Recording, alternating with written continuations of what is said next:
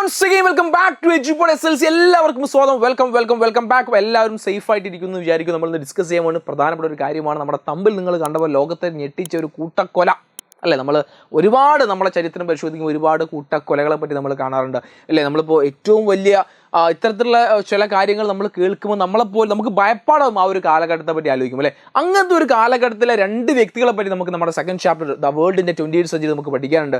അതാണ് നമ്മളെ ഹിറ്റ്ലറിൻ്റെ ഫാഷോ നാസു അല്ലേ. ഇത് ഹിറ്റ്ലറാണ്, ഇത് മുസോളിനിയാണ്. രണ്ടും മച്ചാന്മാരായിരുന്നു അല്ലേ. ഇവർ വലിയ രീതിയിൽ ഇറ്റലിയിലും അതുപോലെ തന്നെ ജർമ്മനിയിലും ഒരുപാട് വലിയ കൂട്ടക്കൊലകൾ നടത്തിയ, ശരിക്കും പറഞ്ഞാൽ രണ്ട് ഒട്ടോക്കൻ ഏകാധിപതികളായ രണ്ട് ആളുകളായിരുന്നു അല്ലേ. ഫാസിസത്തിൻ്റെയും നാസിസത്തിൻ്റെയും വക്താക്കളാണ്. നിർബന്ധമായി നിങ്ങൾ ഫാസിസത്തെ പറ്റിയും നാസിസത്തെ പറ്റിയും പഠിച്ചിരിക്കണം. കാരണം എക്സാമിന് ഷുവറായി ചോദിക്കുന്ന ടോപ്പിക്കാണ് എന്താ, നാസിസം, ഫാഷിസം. എങ്ങനെ നമുക്ക് എളുപ്പത്തിൽ പഠിക്കാം? വരൂ, ആദ്യം നിങ്ങൾ ഈ രണ്ട് കാര്യം നിർബന്ധമായി ഇവരെ പറ്റി പഠിച്ചിരിക്കാം.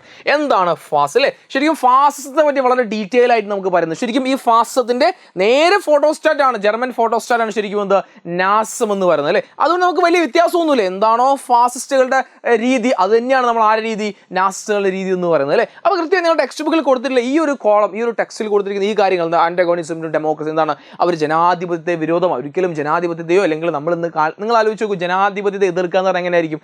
ഞാനും നിങ്ങളൊക്കെ ഇന്ത്യയിൽ വളരെ സ്വാതന്ത്ര്യത്തോടുകൂടി ജീവിക്കാൻ കാരണം ജനാധിപത്യം അല്ലേ. ആ ജനാധിപത്യം എതിർക്കുന്ന ഭരണ സംവിധാനമാണ് ആരത്, നാസിസ്റ്റുകൾ അല്ലേ. അപ്പോൾ ഈ കാര്യങ്ങൾ നിർബന്ധം നിങ്ങൾ പഠിച്ചിരിക്കണം. അതുപോലെ തന്നെ ഹിറ്റ്ലറെ പറ്റി പഠിക്കും. പലപ്പോഴും ഹിറ്റ്ലറിന്റെ ഒരു ക്രൂരതയെ പറ്റി നമ്മൾ മനസ്സിലാക്കേണ്ട ഹോളോകോസ്റ്റ് അല്ല. അപ്പോൾ നിങ്ങൾ കണ്ടത് ഇത് ഹോളോകോസ്റ്റ് ഒരു ചിത്രം.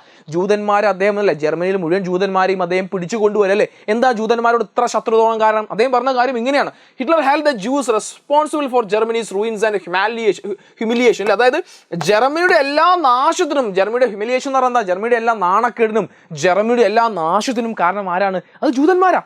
എന്താണെന്ന് മുമ്പ് പറയുന്നില്ല, ജൂതന്മാരാണ് ജർമ്മനിയുടെ എല്ലാ നാശത്തിനും കാരണം. അതുകൊണ്ട് ജൂതന്മാരെ ഞാൻ വെറുതെ വിടില്ല, ജൂതന്മാരെ കൊന്നൊടുക്കാൻ പോവുകയാണ് എന്ന് പറഞ്ഞിട്ട് അദ്ദേഹം എന്ത് ചെയ്യുന്നത്, ഹോളോകോസ്റ്റിലേക്ക് അല്ലെങ്കിൽ ഒരു ക്യാമ്പിലേക്ക് അല്ലേ എല്ലാ ആളുകളും ലോകത്തിൻ്റെ അല്ലെങ്കിൽ ജർമ്മനിയുടെ വിവിധ ഭാഗത്തുള്ള ആളുകളൊക്കെ അവിടേക്ക് നിങ്ങൾ കണ്ടോ, അതുപോലെ ആ ക്യാമ്പിലിട്ട് നരകിപ്പിച്ച് കൊല്ലുക അദ്ദേഹം ചെയ്തു അല്ലേ. അതിനെ വിളിക്കുന്നവരാണ് ഹോളോകോസ്റ്റ് എന്ന് പറയുന്നത്. അത് നിർബന്ധമായി നിങ്ങൾ എന്ത് ചെയ്യണം, ഹോളോകോസ്റ്റിനെ പറ്റി നിങ്ങൾ പഠിച്ചിരിക്കണം. അതുപോലെ തന്നെ നിങ്ങൾ പിന്നെ എളുപ്പത്തിൽ പഠിക്കാൻ നിങ്ങളെ സഹായിക്കുന്ന ഒരു കോളമാണ് ഈ ഒരു കോളം. അതായത് ഫാസിസ്റ്റുകളെയും നാസിസ്റ്റുകളെയും കോമൺ ആയ കുറേ കാര്യങ്ങളുണ്ട്. ഒന്നാമത്തെ കാര്യം ദ പ്യൂരിറ്റി ഓഫ് ഫ്രേസ്. അവർ വംശമഹിമ ഉയർത്തിപ്പിടിച്ച ആളുകൾ അല്ലെ, വംശമഹിമ ഉയർത്തിപ്പിടിച്ച ആളുകൾ. അതുപോലെ തന്നെ ശത്രുക്കളെ ഉന്മൂലനം ചെയ്യുന്നതിന് ഒരു രീതിയുണ്ട്. മിലിറ്ററി ഡിക്റ്റേറ്റർഷിപ്പ് ഉണ്ടായിരുന്നു. അതുപോലെ അഗ്രസീവ് ഫോറിൻ പോളിസി അവർക്ക് ഉണ്ടായിരുന്നു അല്ലേ. ഈ 4 കാര്യങ്ങൾ നിർബന്ധമായിരുന്നു ഈ രണ്ടുപേരുടെ കോമൺ ഫാക്ടേഴ്സ് ആണ്. ഈ 4 കാര്യങ്ങളെ വെച്ച് നമ്മൾ രണ്ടും പഠിക്കാൻ വേണ്ടി പോകാം. അതിൽ ഒന്നാമത് എന്താണ് വംശമഹിമ ഉയർത്തിപ്പിടിക്കുക, ഗ്ലോറിഫൈ ആൻഷ്യൻ റോമൻ എംപയർ അല്ലെ. പ്രാചീന റോമ സാമ്രാജ്യത്തിന്റെ പുനഃസ്ഥാപനത്തെ പറ്റിയാണ് ആര് ചിന്തിച്ചത്? നമ്മളെ ഫാഷിസ്റ്റുകൾ ചിന്തിച്ചത് അല്ലേ. അതുപോലെ തന്നെ നാസിസ്റ്റുകളോ purity of Aryans and German അല്ലെ, ആര്യന്മാരുടെയും ജർമ്മനിക്കാരുടെയും ശുദ്ധത പ്യൂരിറ്റിയെ പറ്റിയാണ് ആര് പറഞ്ഞത്? നമ്മുടെ നാസിസ്റ്റുകൾ പറഞ്ഞു അല്ലേ. അപ്പോൾ രണ്ടുപേർക്കും ഒരു കോമൺ ആയ കാര്യം ഉണ്ടല്ലോ. ഇനി അടുത്ത് നോക്കി നിങ്ങൾ എങ്ങനെ അവർ ശത്രുക്കളെ എലിമിനേറ്റ് ചെയ്തത് അല്ലെങ്കിൽ ഉന്മൂലനം ചെയ്ത്. രണ്ടുപേർക്കും ശത്രുക്കളുണ്ട്. ആരാ രണ്ടുപേരും ശത്രുക്കൾ? ഒന്നാമത് നോക്കി നിങ്ങൾ സോഷ്യലിസ്റ്റുകൾ, ലീഡേഴ്സ്, പെസൻസ്, വർക്കേഴ്സ്, അവരൊക്കെയാണ് പ്രധാനമായും ആര് ശത്രുക്കൾ? ഫാസിസ്റ്റുകളെ ശത്രുക്കൾ ആരൊക്കെയാണ്? സോഷ്യലിസ്റ്റുകൾ, ലീഡേഴ്സോ, പെസൻസ് ആൻഡ് വർക്കേഴ്സ് ഒക്കെയാണ് പ്രധാനപ്പെട്ട ശത്രുക്കൾ.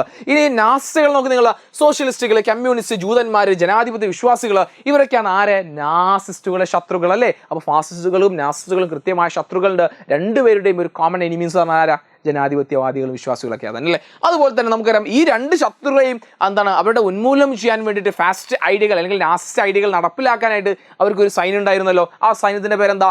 നമ്മുടെ ഫാസ്റ്റുകളാണെങ്കിൽ ബ്ലാക്ക് ഷർട്ട് അല്ലെങ്കിൽ നമ്മൾ അത് വിളിക്കും കറുത്ത കുപ്പായക്കാർ അല്ലേ.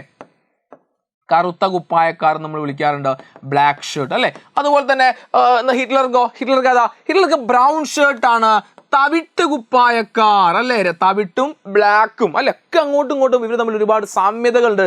പഠിച്ചു വെക്കാൻ എളുപ്പമാണ്. നിങ്ങളൊരു ലോജിക്ക് വെച്ച് പഠിച്ചു വെക്കുകയാണെങ്കിൽ ഷുവറായിട്ടും എക്സാമിന് ചോദിക്കുന്നത് 5 മാർക്ക് നിങ്ങളുടെ പേപ്പറിൽ തന്നെ ഉണ്ടാവും, ആരും കൊണ്ടുപോകില്ല. അടുത്തത് അവർക്കൊരു രഹസ്യ പോലീസ് സംഘം ഉണ്ട്, ഗെസ്റ്റപ്പോ. ഗെസ്റ്റപ്പോ എന്ന പേരുണ്ട്. ഒരു രഹസ്യ പോലീസ് സംഘടനയും ആർക്കുണ്ട്? ഹിറ്റ്ലറുണ്ട്. ഇതൊക്കെ പലപ്പോഴും എക്സാമിന് റിപ്പീറ്റ് ചോദിക്കുന്ന കേട്ടോ, ഒക്കെ പഠിച്ചു വെക്കണം എൻ്റെ മക്കൾ. അടുത്ത് നോക്ക് നിങ്ങൾ. ഇനി എന്താണ് നമ്മളെ ഫാഷിസം? ഫാഷിസത്തിന്റെ ഒരു അഗ്രസീവ് ഫോറിൻ പോളിസി എന്ന് പറഞ്ഞാൽ അവർ മറ്റു രാജ്യങ്ങൾ അവർ ആക്രമിച്ചിട്ടുണ്ട് അല്ലേ. ഏതൊക്കെ രാജ്യങ്ങൾ അവർ ആക്രമിച്ചത്? ഒന്ന് എത്യോപ്യ, അൽബേനിയ. എത്യോപ്യയും അൽബേനിയ അവർ കീഴടക്കിയിട്ടുണ്ട്. ഹിറ്റ്ലർ ഓസ്ട്രേലിയയും ചെക്കോസ്ലോവാക്യയും ഹിറ്റ്ലർ ആക്രമിച്ചിട്ടുണ്ട്. അത് മാത്രമല്ല സെക്കൻഡ് വേൾഡ് വാർ, 2ാം ലോക മഹായുദ്ധത്തിന്റെ പ്രധാന കാരണമായിട്ടുള്ള മിലിറ്ററി സഖ്യം അല്ലെങ്കിൽ സൈനിക സഖ്യം രൂപീകരിച്ച ആരാ? ഹിറ്റ്ലറാടാ. ആരൊക്കെ വിളിച്ചിട്ട്? നമ്മൾ ഇറ്റലിയെയും ജപ്പാനെയും ചേർത്തിട്ട് ആക്സിസ് പവർ, അച്ചുതണ്ട് ശക്തികൾ ആര് രൂപീകരിച്ചു? ഹിറ്റ്ലർ രൂപീകരിച്ചു അല്ലേ.